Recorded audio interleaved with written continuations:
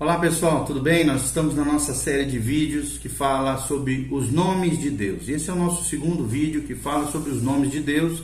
Nós já falamos sobre Adonai, já falamos sobre Yahvé, como o que significa o nome Yahvé, o nome Jeová, falamos sobre várias questões, os nomes compostos, por exemplo, El Shaddai e assim vai. No vídeo anterior eu te convido a assistir o primeiro vídeo que fala sobre os nomes de Deus. E agora nós vamos falar outros nomes de Deus, lembrando sempre que os nomes de Deus não são deuses diferentes, ou aquela noção politeísta de que são vários deuses, cada um com seu nome. Não. Quando se refere ao Deus da Bíblia, cada nome de Deus se refere ao seu caráter, aos seus atributos, às características de Deus. É uma revelação do próprio Deus nessa nomenclatura escriturística, tá bom? Então é muito importante a gente entender isso e nós vamos ver sobre os nomes compostos de Deus relacionados a Yahvé. Nós aprendemos, resumidamente, que o nome Yahvé é um nome pessoal de Deus, pela qual ele era conhecido por Israel. E sempre o que admiramos nessa questão de Yahvé, que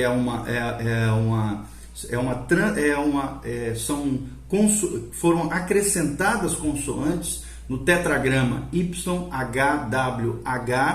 que é o nome de Deus em hebraico, para que pudesse ser pronunciado nos outros idiomas, pudesse ser compreendido. Muitas vezes, como nós aprendemos, o judeu ele traduz Yahvé, para não se pronunciar esse nome de Deus, por Adonai. Nós falamos um pouquinho sobre isso. Eles colocam Adonai para lembrar aos judeus que é uma referência ao nome de Yahvé.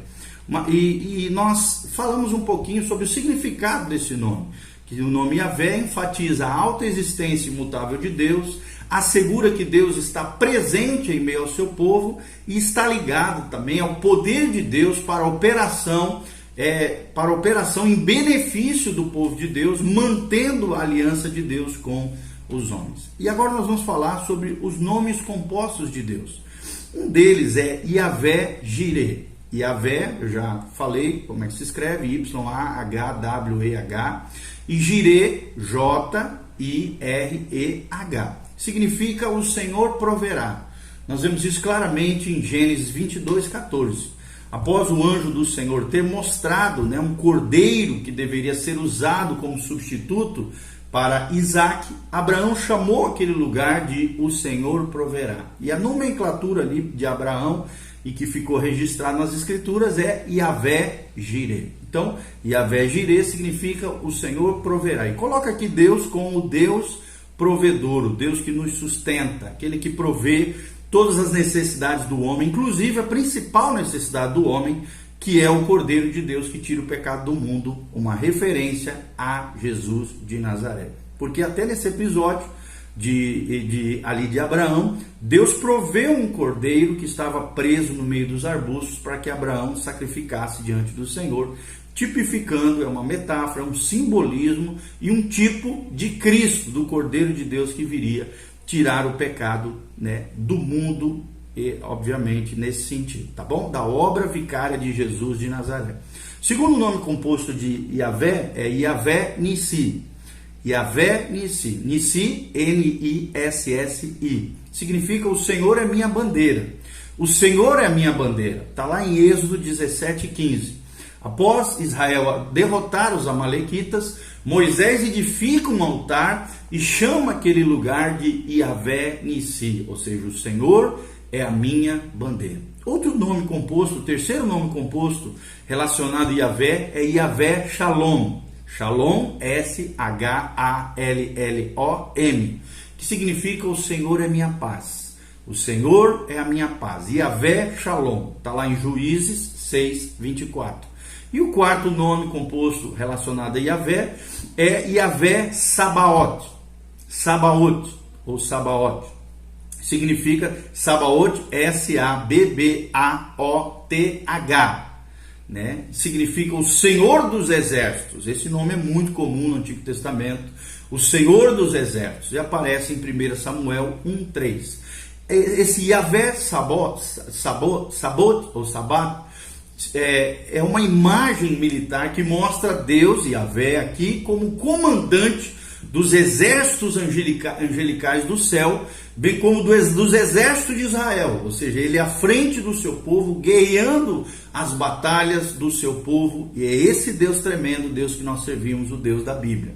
Também nós vemos isso em 1 Samuel 17:45, quando o povo de Deus vai batalhar ali contra os filisteus. Yahvé Sabaoth, o Senhor dos exércitos. Ou seja, esse título revela também a soberania e a onipotência de Deus, sendo usado muitas vezes pelos profetas como Isaías, Jeremias, durante os momentos de crise nacional, para lembrar o povo de Deus de que Deus era o seu líder e que Deus era o seu protetor. Nós vemos também um quinto nome composto relacionado a Yahvé, que é Yahvé Makadeshken. Makadeshken, soletrando, seria Maccadeshkem. No hebraico significa o Senhor que vos santifica. E eu quero declarar a santidade do Senhor, a santificação do Senhor sobre a tua vida. É o Senhor quem nos santifica, o Senhor que vos santifica. Está lá em Êxodo 31:13, quando Moisés fala ao povo do Senhor, ele diz: Yahvé Makadeshkem, o Senhor vos santifica. Outro nome de Deus é Yahvé Ra, Ra com R-A-A-H, significa o Senhor é meu pastor. É o famoso Salmo 23:1, o Senhor é meu pastor e nada me faltará. Aqui o termo usado é Yahvé Ra, Ra, R-A-A-H. Outro nome composto de Deus é Yahvé Tsekeno, Yahvé Tsekeno, que se transliterado é as letras que compõem esse nome de Tsekeno é T-S-I-D-K-E-N-I, significa o Senhor, justiça nossa. O Senhor, justiça nossa, está lá essa declaração em Jeremias 23:6. Outro nome composto de Deus, o oitavo nome é Yahvé Shammah. Yahvé Shammah significa o Senhor está ali. O Senhor está ali. Está lá em Ezequiel 48:35. Yahvé Shammah, Shammah, S-H-A-M-M-A-H. S-H-A-M-M-A-H. Shammah. O Senhor está ali. E o nono nome composto relacionado ao termo Yahvé é Yahvé Elohim Israel. Yahvé Elohim Israel significa o Senhor Deus de Israel. O Senhor Deus de Israel está lá em Juízes 5, versículo 3 e Isaías 17, versículo 6.